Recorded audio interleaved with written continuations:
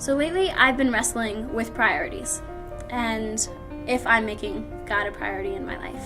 My small group and I were having a conversation one time about things that we were each struggling with. And each of us came down to the reality that we weren't spending enough time in God's Word and we weren't spending enough time praying and talking to God. And that ultimately we came up with 100 excuses why we couldn't. We talked about, oh, well, I'm tired, I want to sleep in, or I'm too tired, I'm going to go to bed, or I'm busy on Pinterest pinning pictures, or talking to friends on the phone. Yeah, we would pick up our Bibles to go to church, but we would put them down and leave them until small group, and then pick them up, but just drop them at the same time.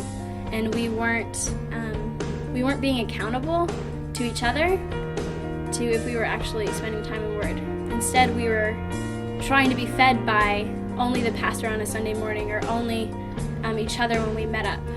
And we as a small group started wrestling through the idea of really keeping each other accountable and spending time in the Word.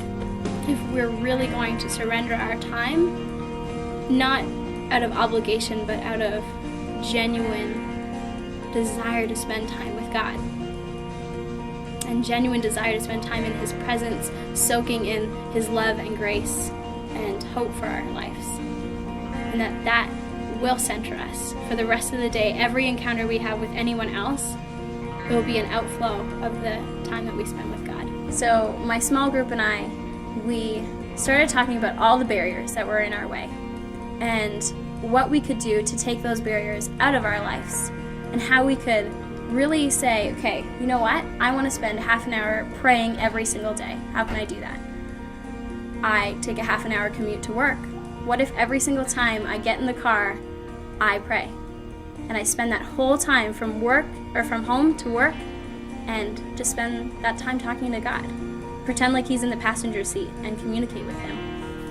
And we started finding times in our days that it would work to be on that journey with God, to be in friendship with God, and to be communicating with Him.